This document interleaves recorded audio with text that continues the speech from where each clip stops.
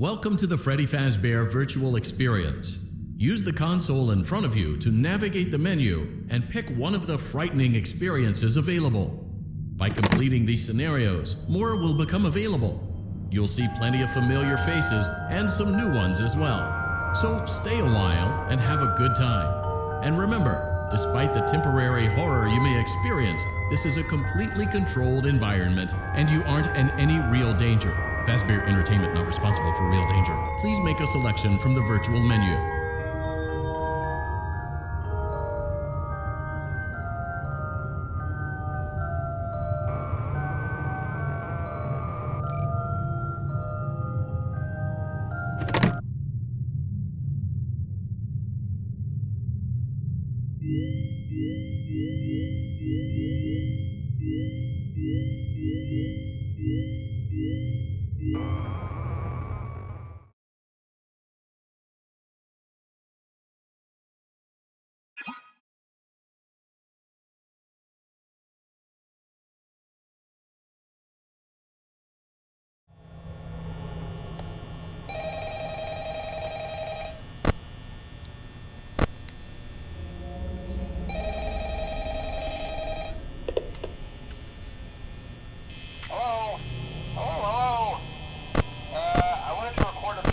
For you to help you get settled in on your first night.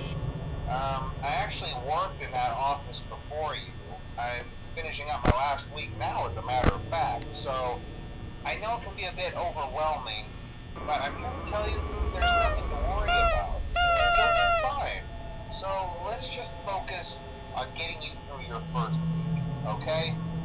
Let's see. First, there's an introductory greeting from the company that I'm supposed to read. It's kind of a legal thing, you know. Welcome to Freddy Fazbear's Pizza, a magical place for kids and grown-ups alike, where fantasy and fun come to life. Fazbear Entertainment is not responsible for damage to property or person. Upon discovering that damage or death has occurred, a missing person report will be filed within 90 days or as soon as property and premises have been thoroughly cleaned and bleached and the carpets have been replaced. Blah, blah, blah. Now, that might sound bad, I know, but there's really nothing to worry about. The animatronic characters here do get a bit quirky at night, but do I blame them? No. If I were forced to sing those same stupid songs for 20 years and I never got a bath, I'd probably be a bit irritable at night too. So remember, these characters hold a special place in the hearts of children and we need to show them a little respect, right? Okay. So just be aware, the characters do tend to wander a bit. They're left in some kind of free roaming mode at night. Something about their servos locking up if they get turned off for too long. They used to be allowed to walk around during the day too, but then there was the bite of 87. Yeah, it's amazing that the human body can live without the frontal lobe, you know? Now concerning your safety, the only real risk to you as a night watchman here, if any, is the fact that these characters, if they happen to see you after hours, probably won't recognize you as a person. They'll most likely see you as a metal endoskeleton without its costume on. Now, since that's against the rules here at Freddy Fazbear's Pizza, they'll probably try to forcefully stuff you inside a Freddy Fazbear suit. Now, that wouldn't be so bad if the suits themselves weren't filled with crossbeams, wired, animatronic devices, especially around the facial area. So you can imagine how having your head forcibly pressed inside one of those could cause a bit of discomfort and death. The only parts of you that would likely see the light of day again would be your eyeballs and teeth that would pop up in front of the mask here. Yeah, they don't tell you these things when you sign up. But hey, first station of the breeze. I'll chat with you tomorrow. Check those cameras and remember to close the doors only if absolutely necessary. Gotta conserve power. Alright, good night.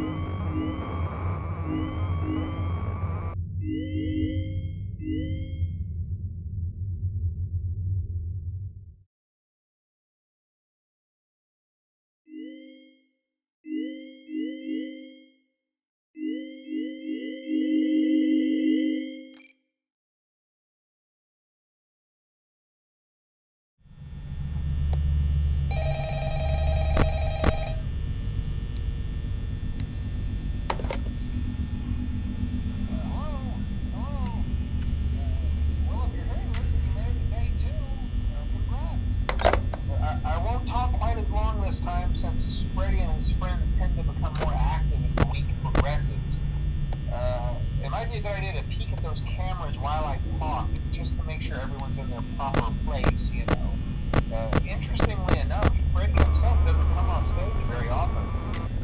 I've heard he becomes a lot more active in the dark, though, so hey, I guess that's one more reason not to run out of power, right? I also want to emphasize the importance of using your door lights. There are blind spots in your camera view, and those blind spots happen to be right outside your doors. So if you can't find something or someone on your cameras, be sure to check the door lights. You might only have a few seconds to react. Not that you would be in any danger, of course. I'm not implying that.